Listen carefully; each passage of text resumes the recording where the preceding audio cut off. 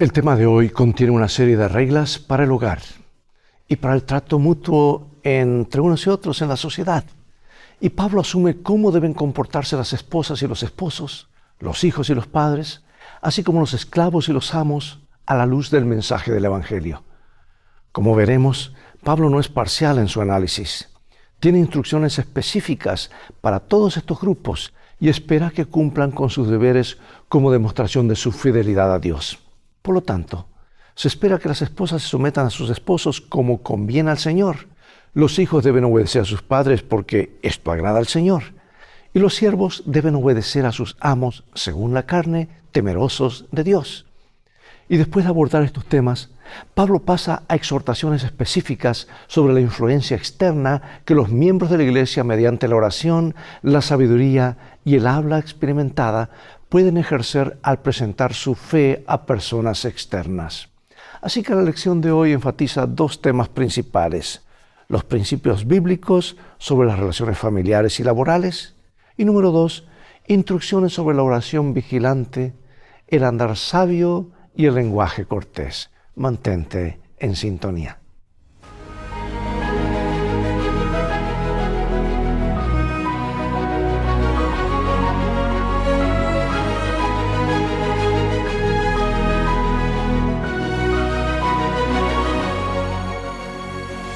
Comenzaremos con el versículo central o versículo de memoria en Colosenses capítulo 4, versículo 6. Sea vuestra palabra siempre con gracia, sazonada con sal, para que sepáis cómo debéis responder a cada uno. Cuando las personas viven y trabajan juntas, se enfrentan diferentes desafíos. Las diferencias de opinión pueden provocar tensiones y discusiones. Y cuanto más estrecha es la relación, más importante es la concordia, ¿verdad? Las relaciones más estrechas se dan, por supuesto, en el seno de la familia. Y a veces se ha llamado el hogar la empresa familiar. Es una forma interesante de describir el funcionamiento del hogar. Hay similitudes evidentes entre una empresa y un hogar. En ambos casos debe existir un acuerdo general acerca de los valores, las metas, los objetivos.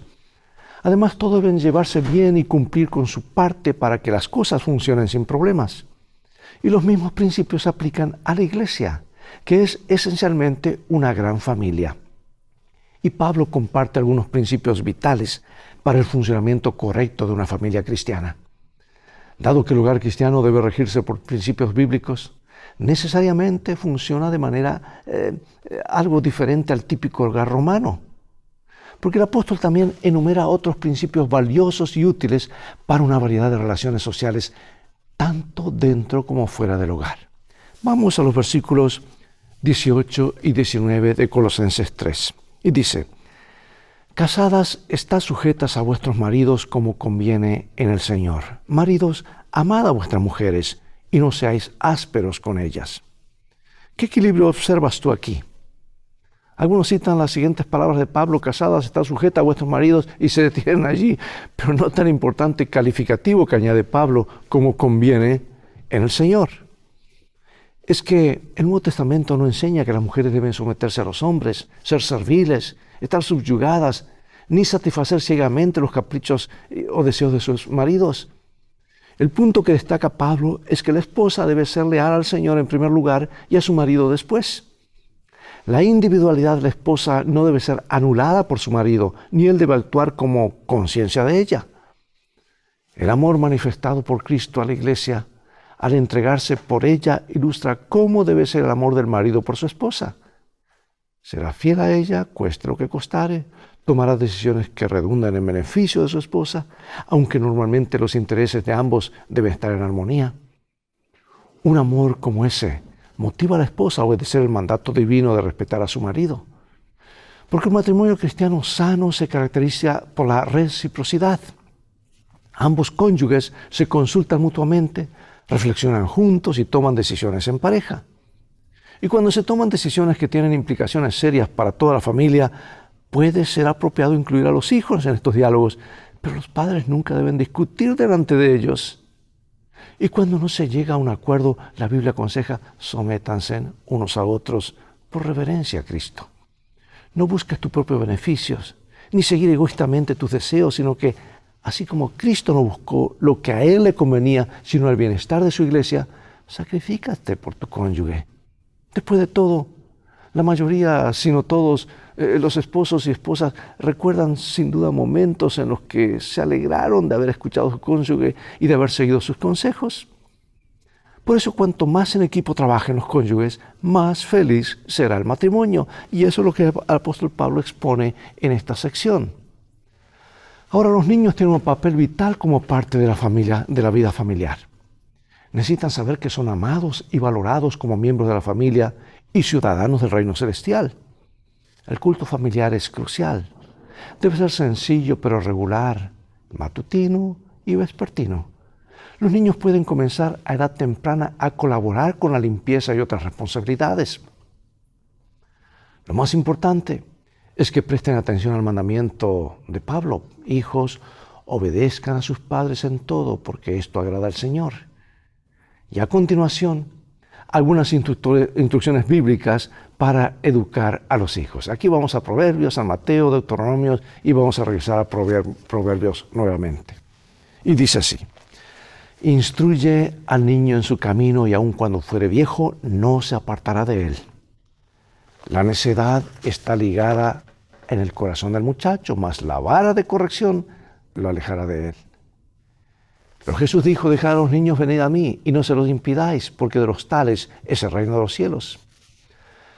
Y estas palabras que yo te mando hoy estarán sobre tu corazón y las repetirás a tus hijos. Y hablarás de ellas estando en tu casa y andando por el camino y al acostarte y cuando te levantes. Oye, hijo mío, la instrucción de tu padre y no desprecies la dirección de tu madre, porque adorno de gracia será en tu cabeza y collares a tu cuello. Bueno, formados correctamente para el Señor por precepto y ejemplo, los hijos serán una bendición para la familia, para la iglesia y para la sociedad. Y a su vez, la instrucción de Pablo para los padres, al igual que la registrada para los maridos y las esposas, es equilibrada y recíproca. Dice: padres, no irriten a sus hijos, para que no se desalienten. La forma en que los progenitores, especialmente el padre, interactúan con los hijos y los disciplinan, influye profundamente en su formación espiritual. Los estudios demuestran además que cuando ambos progenitores asisten a la iglesia, es mayor la probabilidad de que los hijos sigan haciéndolo, a diferencia de lo que ocurre cuando solo uno de ellos lo hace. Y más sorprendente aún es que la asistencia constante a la iglesia por parte del padre, incluso más que por parte de la madre, incide en la permanencia de los hijos en la iglesia cuando son adultos. Por lo tanto, no se puede subestimar el papel del padre en la formación espiritual de sus hijos. Es crucial que los padres tomen en serio su papel. Son los sacerdotes del hogar. Y cuando los padres no han sido modelos ejemplares para sus hijos o incluso les han causado gran daño, ¿cómo puede el conocimiento de Dios como nuestro Padre ayudar a sanar las heridas y compensar las carencias? Bueno, ahora pasamos a las instrucciones laborales. Versículos 22 al 25, luego el capítulo 4. Siervos, obedeced en todo vuestros amos terrenales, no sirviendo al ojo como los que quieren agradar a los hombres, sino con corazón sincero, temiendo a Dios. Y todo lo que hagáis, hacedlo de corazón como para el Señor y no para los hombres, sabiendo que del Señor recibiréis la recompensa de la herencia, porque a Cristo el Señor servís. Mas el que hace injusticia recibirá la injusticia que hiciere, porque no hay acepción de personas. Amos, haced lo que es justo y recto con vuestros siervos, sabiendo que también vosotros tenéis un amo en los cielos. ¿Qué instrucciones se da aquí a los esclavos? ¿Qué principios hay aquí para las relaciones laborales en general? Porque en la actualidad se cita a veces lo que Pablo dice acerca de la esclavitud para relegar al pasado algunos de los consejos de la Biblia o para desacreditarla por completo. Pero eso significa ignorar o pasar por alto los contextos históricos del Israel del Antiguo Testamento y de la Iglesia del Nuevo Testamento. Escucha bien, los seres humanos fuimos creados a imagen de Dios. Y como todas sus criaturas inteligentes, dotados de libertad, ¿verdad? Las leyes mosaicas prohibían la esclavitud de por vida y estipulaban 6 años como plazo máximo de servicio para saldar deudas financieras. Y la esclavitud descrita en la ley mosaica por repugnante que parezca para el pensamiento moderno, no se parecía nada a las abominables prácticas esclavistas del mundo occidental, que han sido una plaga y un horrible crimen contra la humanidad. Porque en los tiempos del Nuevo Testamento la Iglesia tenía que actuar dentro del marco del derecho romano, que permitía poseer esclavos. Y aquí el autor de la lección, el pastor Clinton Wallen, menciona algo interesante en su libro y dice lo siguiente: pero a diferencia de las formas modernas de esclavitud, la ley romana otorgaba a los esclavos considerables derechos y oportunidades, y el intento de anular la práctica podría haber amenazado el avance del Evangelio. De hecho, el contexto de la Iglesia, y a diferencia de lo que ocurría en los días del Imperio Romano, la primera obligación del esclavo era para con el Señor. Además, sus amos tenían instrucciones de tratarlos con justicia, sabiendo que también ustedes, dice, tienen un amo en el cielo. Y sumado a eso, Pablo ordenó a Filemón que ya no tratara a Onésimo como su esclavo, sino como su hermano. En realidad, tanto en el Antiguo Testamento como en el Nuevo Testamento, los creyentes son llamados esclavos o siervos de Dios. Aunque no nos agradan las circunstancias culturales en las que vieron la luz algunos textos bíblicos, debemos aceptar la autoridad del propio texto. Lo contrario significaría colocarnos a nosotros mismos y a nuestra cultura por encima de las Escrituras, ¿verdad? Y hoy entendemos la esclavitud como algo de lo peor, porque así lo presenta la vida moderna y Occidente. La mejor opción es examinar todo lo que la Biblia dice respecto a un tema antes de arribar a una conclusión sobre lo que la Biblia dice al respecto. Considera cómo podría aplicarse este texto a tus relaciones laborales. ¿Cómo podría ayudarte sus principios como jefe o como empleado? Bueno, pasemos ahora a un tema clave, un tema hermoso, al tema de orar unos por otros. Y vamos a ver qué principios encontramos en estos versículos acerca de la oración y qué peticiones hace Pablo. Capítulo 4, versículos 2 al 4. Perseverad en la oración, velando en ella con acción de gracias, orando también al mismo tiempo por nosotros, para que el Señor nos abra puerta para la palabra, a fin de dar a conocer el misterio de Cristo, por el cual también estoy preso, para que lo manifieste como debo hablar. Algunas de las palabras más importantes que podemos decir a alguien que está luchando con problemas de diversa índole, ya sea familiares o financieros, ya sea de salud o de cualquier otro tipo, son: oro por ti. Un mensajito, un texto: estoy orando por ti. ¿Qué diferencia que hace, verdad? Los pastores también necesitamos eso, que diga: pues estoy orando por ti. Todos tenemos cargas. Y este es el medio de conectividad e interactividad elegido por el cielo. Mira lo que dice Elena de White, allí en el libro El conflicto de los siglos. Dice: forma parte del plan de Dios concedernos en respuesta a la oración hecha con fe lo que no nos daría si no se lo pidiésemos así. Así que observa aquí las impactantes descripciones de oración que utiliza Pablo. Dice: perseveren, velando y con acción de gracias. Lo que indica que está escribiendo sobre una oración de fe. Dice que oremos en todo tiempo y sin cesar. Lo más asombroso es que, aunque no sabemos pedir lo que conviene, el Espíritu Santo intercede por nosotros con gemidos indecibles, o sea, modifica nuestras oraciones para que lleguen y sean aceptables ante el cielo. Significativamente, Pablo también oraba para tener las palabras adecuadas antes de hablar. Y a veces, cuando leemos sus cartas o sus discursos en el libro de Hechos, imaginamos que el apóstol era siempre elocuente, sin dudar nunca acerca de qué debía decir. Pero aquí piden oración para poder proclamar el mensaje claramente. Y también usa una palabra griega muy importante, dei, en la última frase del versículo, que podría traducirse como ¿cómo debo hablar? Lo cual señala la necesidad divina de la labor de proclamar el Evangelio. Pablo reconocía la importancia de presentar el mensaje a las personas de los más altos niveles del gobierno romano, incluida la casa del César. Y aquí Elena de White comenta en el libro Ministerio de Curación lo siguiente, referente a la oración: no siempre es necesario arrodillarse para orar. Cultiven el hábito de conversar con el Salvador cuando estén solos, cuando estén caminando o cuando estén ocupados en vuestro trabajo cotidiano. Elévese el corazón de continuo en silencio a petición de ayuda, luz, fuerza y conocimiento. Sea cada respiración una oración. Qué hermosas palabras. O sea que la oración es más que algo de memoria, es más que un hábito sano, es conversar en todo un estilo de vida. ¿Y cuál es la verdad más importante que podemos conocer como cristianos? Esa verdad es, por supuesto, que Jesucristo murió por nuestros pecados y que podemos tener vida eterna por la fe en Él. Esta es una verdad que nunca podríamos haber descubierto por nosotros mismos.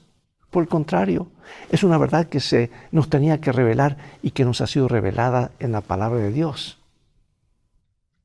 Y existe mucho conocimiento al que nunca habríamos accedido si Dios no lo hubiera revelado en su palabra. Pero la finalidad de ese conocimiento no es satisfacer nuestra sed intelectual, sino que lo apliquemos a nuestra vida. Y ahí es cuando la palabra de Dios y la oración cumple un propósito especial en nuestras vidas. Porque dice aquí el apóstol en los versículos 5 y 6, andad sabiamente para con los de afuera, redimiendo el tiempo. Sea vuestra palabra siempre con gracia, sazonada con sal, para que sepáis cómo debéis responder a cada uno. Desgraciadamente, los cristianos no nos comportamos como tales en algunas situaciones, ¿verdad? Y como indicó Pablo, Israel también era una piedra de tropiezo para los incrédulos. Él decía, el nombre de Dios es blasfemado entre los gentiles por causa de ustedes.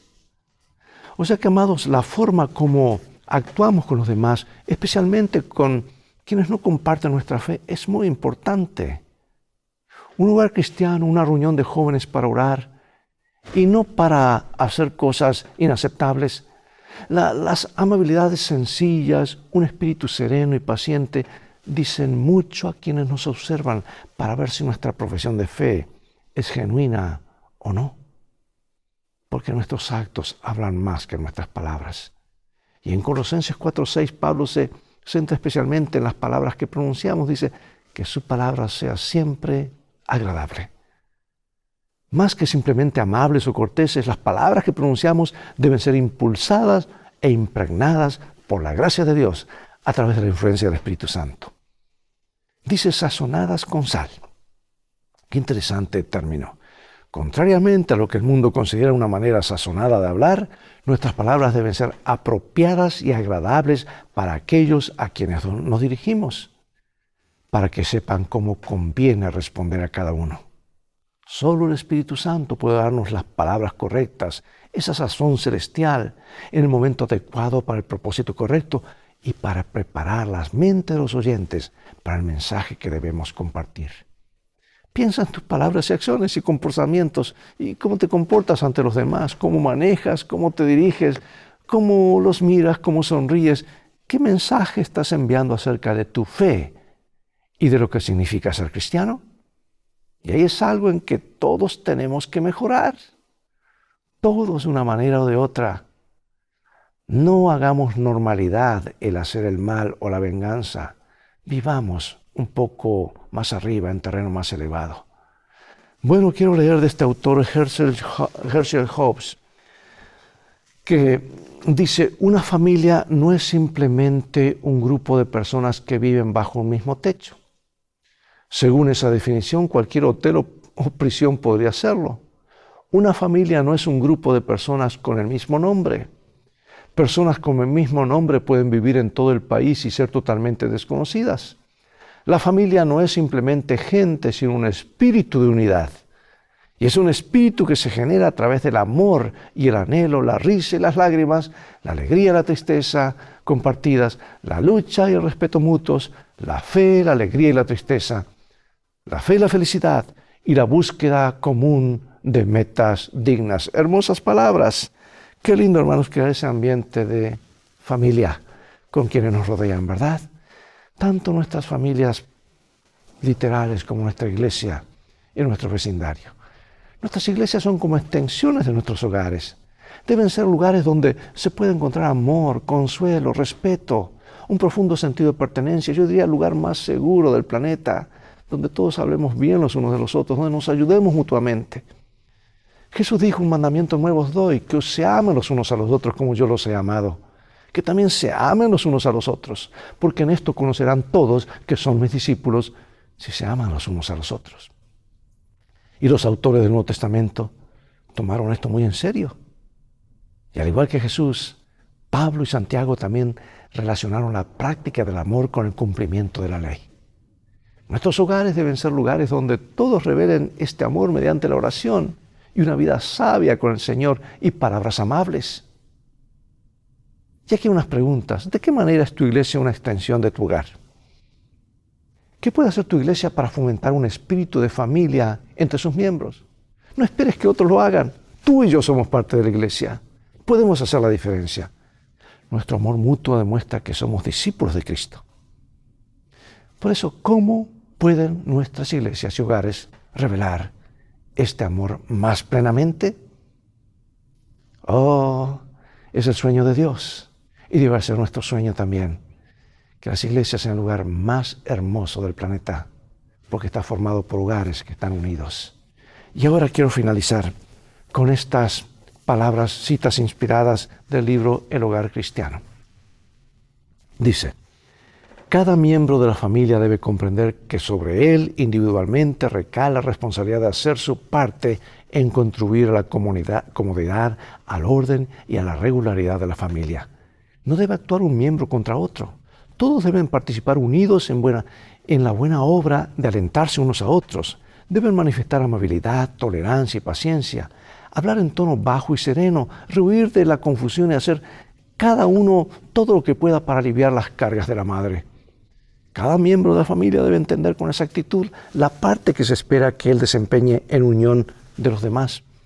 Todos, desde el niño de 6 años en adelante, deben comprender que de ellos se requiere que lleven su parte de las cargas impuestas por la vida.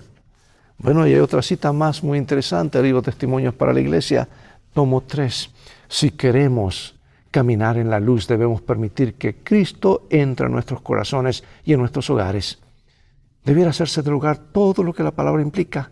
Debería ser un pequeño cielo en la tierra, un lugar donde se cultiven los afectos en vez de que se los reprima deliberadamente. Nuestra felicidad depende de que cultivemos el amor, la comprensión y la verdadera cortesía mutua. Debiéramos olvidarnos del yo, buscando siempre oportunidades, aun en las cosas pequeñas, para mostrar gratitud por los favores que hemos recibido de otros y estando atentos para ver oportunidades de alegrar a otros y aligerar y aliviar sus tristezas y cargas mediante actos de tierna bondad y pequeños actos de amor. Estas atentas cortesías que, comenzando en nuestras familias, se extienden fuera del círculo familiar, contribuyen a formar la suma de la felicidad de la vida. Y el descuido de estas cosas pequeñas constituye la suma de la amargura y tristeza de la vida. Citas poderosas. Dios permita que puedan ser practicadas en nuestra vida, en nuestro hogar, en nuestra persona, comenzando con nosotros, siguiendo con las familias y siguiendo con la iglesia. Oremos. Padre Celestial, gracias porque nos das consejos prácticos en tu palabra, inspirados por ti, oh Dios, a través de tus escritores, el apóstol Pablo, a través de tus profetas, acerca de nuestras relaciones en el hogar, nuestras relaciones laborales y también acerca de la importancia de la oración y de reflejar tu carácter ante los demás. Permite que nuestras acciones hablen mucho acerca de que lo que eres tú y el encuentro que hemos tenido contigo. Transforma nuestras vidas para que seamos un reflejo de lo que el cielo espera que seamos. Bendícenos, sabemos que lo harás porque lo pedimos en el nombre de Jesús. Amén. Bueno, llegó el momento de despedirnos hasta el próximo programa de Lecciones de Vida. Espero que puedas compartir con otros estos mensajes y así transformarte en un canal de bendiciones para otros. Y recuerda, vamos en un viaje, el viaje de la vida. Dios te ama más de lo que puedes imaginar. Y para eso nos ha dado el Manual de la Felicidad, su palabra, que es el mapa de la vida, y un guía seguro que nunca falla, que es nuestro Señor Jesucristo. Maranatá, Dios te bendiga.